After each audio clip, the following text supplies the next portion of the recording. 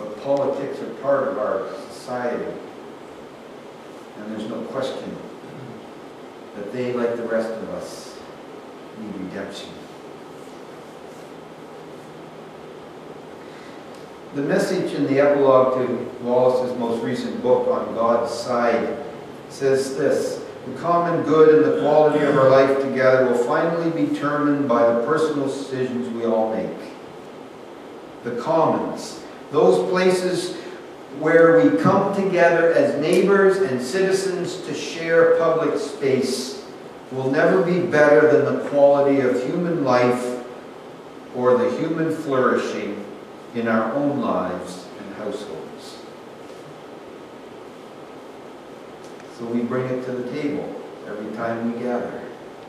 Who we are, what we believe, how we make our decisions, how we seek to flourish our view of human life. So how do we change the world? I'm assuming that you would like to be a part of that. If we're to practice resurrection and to grow up in Christ, we either ignore that teaching of Christ or we somehow realize that we are a part of this. So here goes my 10-point sermon. Decisions that you and I can make to help foster the good. We won't be here long, though, I promise. Had some concerns. Look back there. These 10 statements are things that Wallace has put together, and they're actually fairly simple things. Maybe this morning you and I will go, never thought of it that way before. Anyway, here we go. Number 1, very appropriate on this day. If you are a father or a mother, make your children the most important priority in your life. And build your other commitments around them. If you are not a parent, look for children who could benefit from your investment in their lives. And there are lots of children who can benefit from that. If you are a father or a mother, make your children the most important priority in your life and build your other commitments around them. Number 2, if you're married, be faithful to your spouse. Demonstrate your commitment with both your fidelity and your love. And if you're single, measure your relationships by their integrity, not their usefulness. Number 3, I told you we're not going to be here long. If you are a person of faith, focus not just on what you believe, but on how you act on those beliefs. If you love God, ask God how to love your neighbor. And sometimes I know that's not the easiest thing to do. If you are a person of faith, focus not just on what you believe, but on how you act on those beliefs. And if you love God, ask God how to love your neighbor. Number 4, take the place you live seriously, wherever that is. Take the place you live seriously. Make the context of your life and work the parish that you take responsibility for.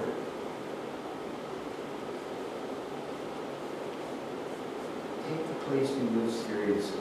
Get to know it. Understand it. We're never going to like everything everything about the place we live.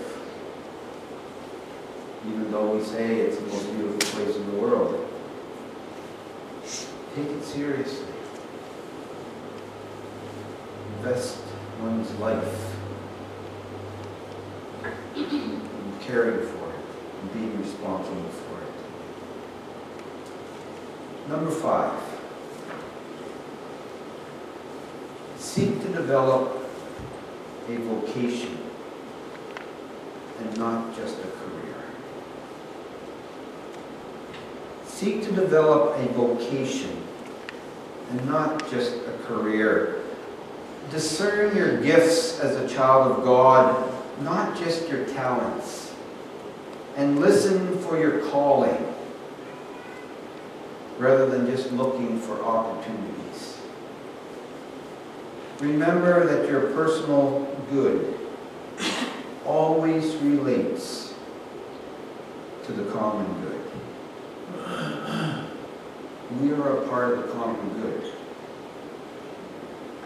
Now, maybe I'm playing with words by sharing this with you this morning, this vocation, career thing, but I believe there's a big difference between those two. A career can simply be the work that I do, but a vocation is the work that I live into and live with all of my life.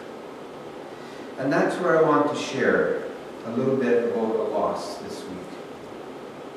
Right now, in my hometown, Hampton, New Brunswick, at St. Paul's Presbyterian Church, there is a funeral.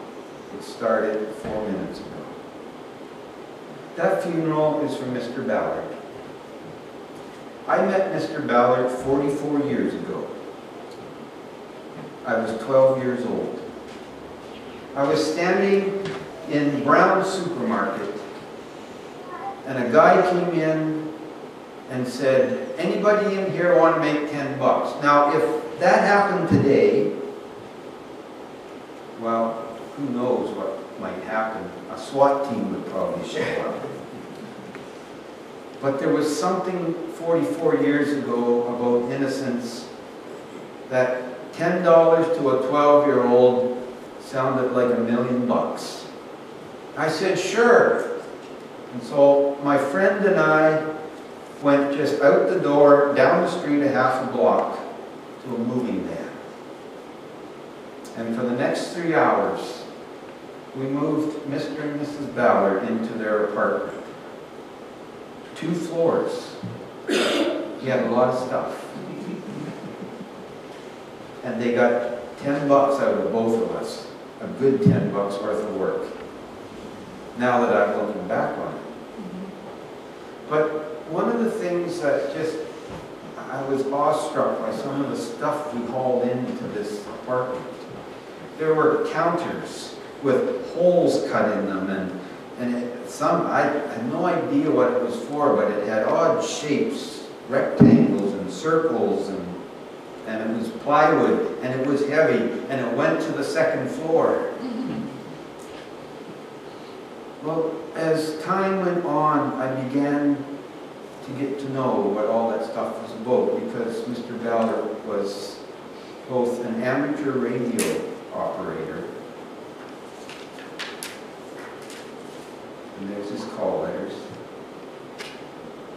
and also a radio and television repair person. Now, this goes back to the day when we actually repaired things.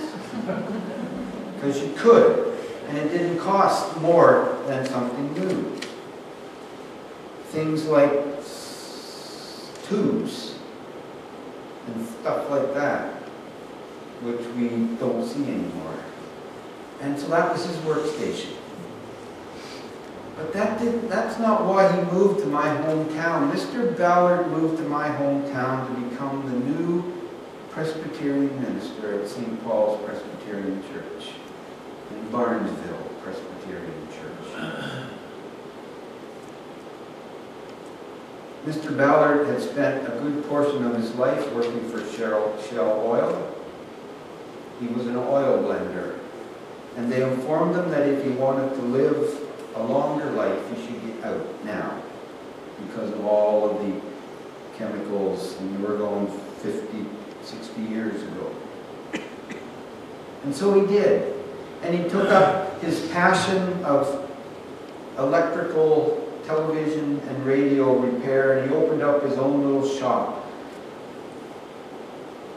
But for Mr. Ballard, it was the ministry in which he found his calling, his vocation. He still did all of those things. He repaired whatever anybody brought to him to fix, and he was always on his ham radio and always talking to people literally around the world, and took great joy in that. But it was the ministry in which he found his calling, and that's why 44 years ago he showed up in my hometown. He never went through the hoops of ordination. He began as a lay pastor, much like Dr. Bender Samuel, and never wanted to go to Toronto and take all the courses and become whatever they wanted him to become, because he just simply wanted to pastor. He was willing to forgo all of that to remain in his beloved communities.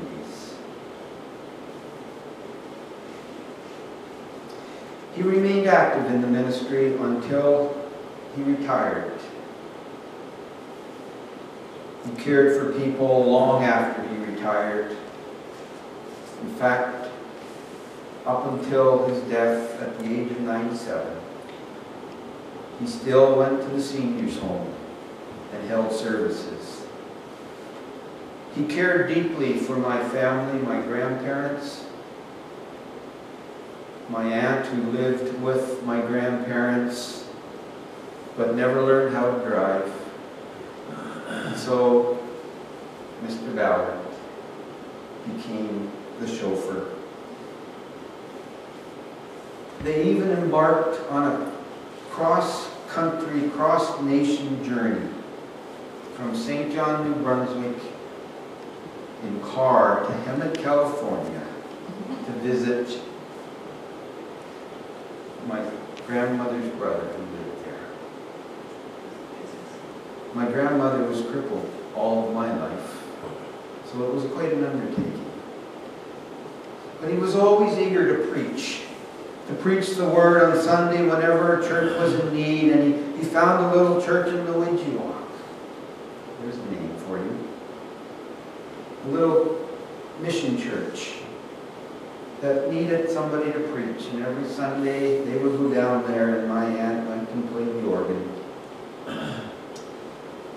And this afternoon she'll be playing the organ for the service. One of his favorite sayings was this: you can never outgive the Lord. You can never outgive the Lord. Mr. Ballard developed his vocation. It was not a career.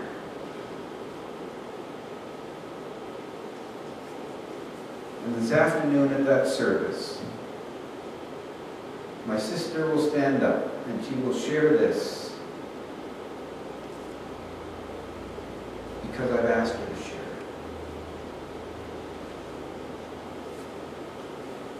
That I honor this very dear servant shepherd of the Lord's, who was very much a mentor for me on being a community pastor.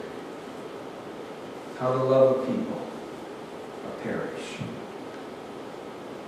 And I shall dearly, dearly miss our conversations that we had every time I went home.